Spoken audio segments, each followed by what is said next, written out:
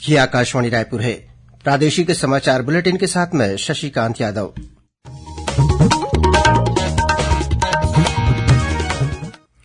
और अब पेश है आज के मुख्य समाचार। छत्तीसगढ़ के कई स्थानों पर आज ईडी की टीम ने की छापामार कार्रवाई। प्रधानमंत्री सूर्य घर मुफ्त बिजली योजना के तहत घरों में सोलर पैनल लगाने के लिए भारतीय डाक विभाग ने शुरू किया सर्वे। छत्तीसगढ़ माध्यमिक शिक्षा मंडल द्वारा आयोजित कक्षा 12वीं की परीक्षा आज से शुरू, 10वीं की परीक्षा कल से। और प्रदेश में अगले 24 घंटों के दौरान 1-2 स्थानों पर गरज चमक के साथ वज्रपात, ओलावृष्टि होने के साथ अंधड़ चलने की संभावना।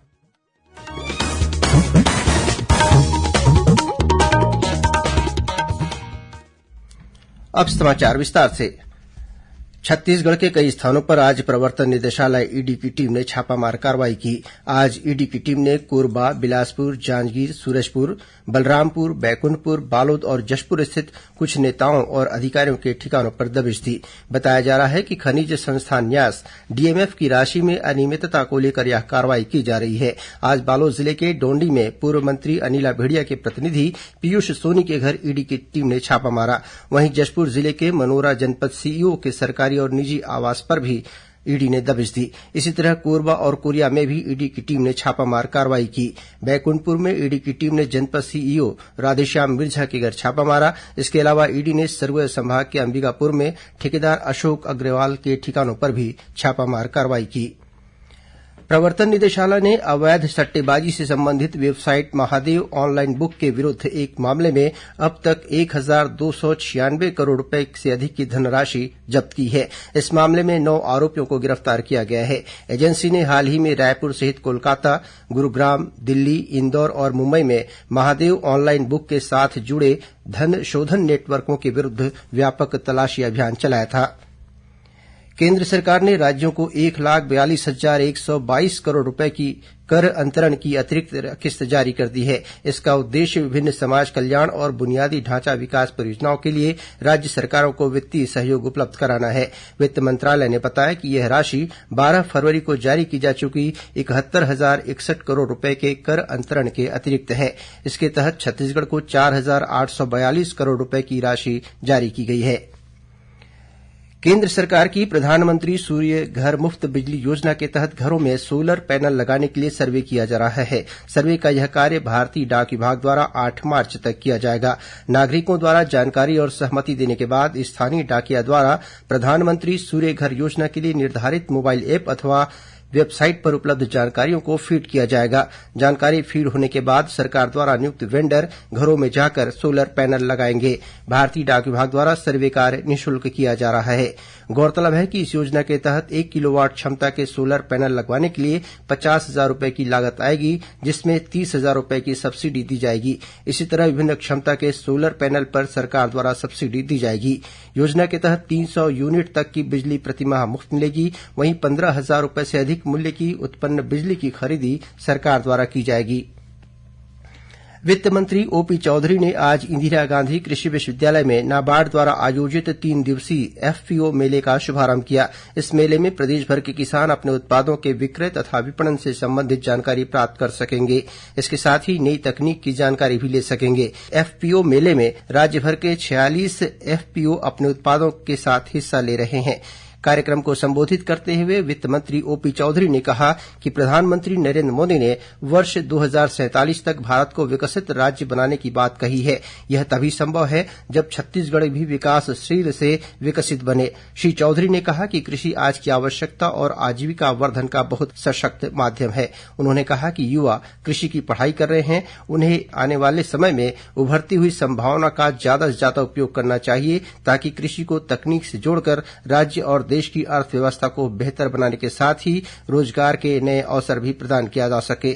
श्री चौधरी ने कहा कि वैज्ञानिकों और शिक्षाविदों को भी अपने कृषि संबंधी ज्ञान को खेतों और किसानों तक पहुंचाना चाहिए ताकि कृषि को व्यावसायिक रूप देने में आसानी हो सके और किसानों को भी ज्यादा से ज्यादा लाभ मिल सके।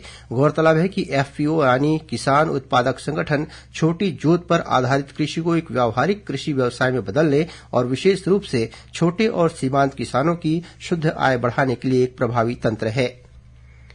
उप मुख्यमंत्री तथा लोक स्वास्थ्य यांत्रिकी मंत्री अरुण साव ने आज विभागीय अधिकारियों की बैठक लेकर राज्य में जल जीवन मिशन का काम मिशन मोड पर पूर्ण करने के निर्देश दिए। उन्होंने आज रायपुर में आयोजित बैठक में अधिकारियों को कार्यों की नियमित निगरानी कर उन्हें शीघ्र पूर्ण करने को कहा। श्री साव ने गर्मी में सभी जिलों में पेयजल की व्यवस्था सुनिश्चित करने के निर्देश दिए। उन्होंने पेयजल की निर्बाध आपूर्ति के लिए हैंडपंपों और नल जल योजनाओं में खराबी आने पर तत्काल मरम्मत और रखरखाव का सुचारू व्यवस्था करने को कहा। छत्तीसगढ़ माध्यमिक शिक्षा मंडल द्वारा ली जाने वाली बोर्ड परीक्षाएं आज से शुरू हो गई है। इसकी शुरुआत आज कक्षा 12वीं की हिंदी विषय के साथ हुई। कल से कक्षा 10वीं की परीक्षा शुरू होगी। ये सभी परीक्षाएं सुबह 9 बजे से दोपहर 12:15 बजे तक आयोजित की जा रही हैं। छत्तीसगढ़ माध्यमिक शिक्षा मंडल के सचिव वीके गोयल ने बताया कि इस बार बोर्ड परीक्षाओं के लिए कुल 2475 केन्द्र बनाए गए हैं। इनमें से 180 संवेदनशील परीक्षा केन्द्र शामिल हैं। श्री गोयल ने बताया कि इस बार कक्षा 12वीं में करीब 2,61,000 तथा कक्षा 10वीं में लगभग 3,45,000 परीक्षार्थी शामिल हो रहे हैं।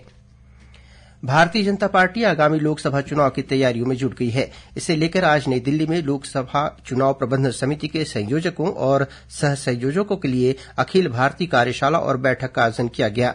कार्यशाला में पार्टी के राष्ट्रीय अध्यक्ष जगत प्रकाश नड्डा, बीएल संतोष, शिव प्रकाश सहित अनेक राष्ट्रीय नेताओं ने चुनाव प्रबंधन को लेकर कार्यक्रम में शामिल प्रतिभागियों का मार्गदर्शन किया। कार्यशाला में छत्तीसगढ़ से प्रदेश चुनाव प्रबंधन समिति के संयोजक शिवरतन शर्मा, सह संयोजक भूपेन्द्र सिंह सवन्नी, सौरभ सिंह और सरला कोश्तरिया शामिल हुए। प्रदेश में 3 से 5 मार्च तक पल्स पोलियो अभियान का आयोजन किया जाएगा। अभियान के पहले दिन बूथ के माध्यम से तथा दूसरे और तीसरे दिन घर घर जाकर 0 से 5 वर्ष तक के बच्चों को पोलियो की खुराक पिलाई जाएगी। राज्य टीकाकरण अधिकारी डॉक्टर वीआर भगत ने बताया कि अभियान के लिए वैक्सीन तथा अन्य आवश्यक सामग्री जिलों में उपलब्ध करा दी गई है। प्रदेश में इस वर्ष 14,000 से अधिक बूथ के माध्यम से कुल 36,13,000 से अधिक बच्चों को पोलियो की खुराक पिलाई जाएगी।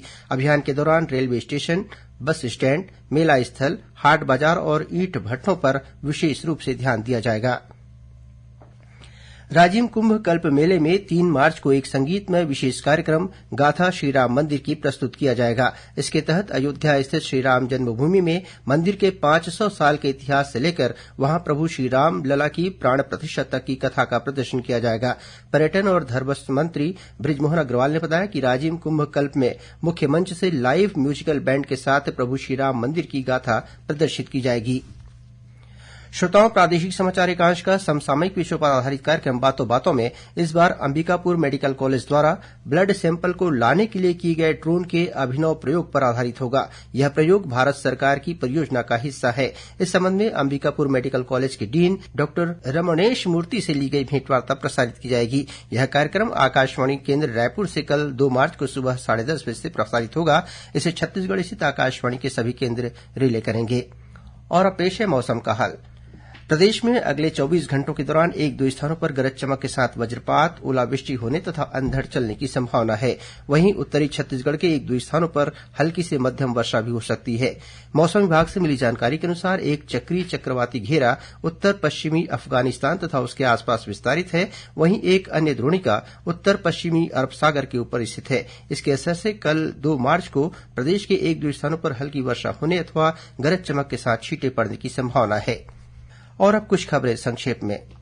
छत्तीसगढ़ के सुप्रसिद्ध रंगकर्मी हेमंत वैष्णव का कल निधन हो गया।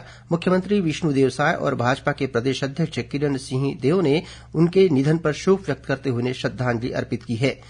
जशपुर जिला पंचायत सीईओ अभिषेक कुमार ने शासकीय पूर्व माध्यमिक शाला कुदोपारा के प्रधान पाठक विराजन राम, जय किशोर कुजूर और शिक्षक एलबी हेमंत कुजूर तथा सहायक शिक्षक एलबी रविशंकर गुप्ता को कार्य में लापरवाही बरतने के आरोप में निलंबित कर दिया है।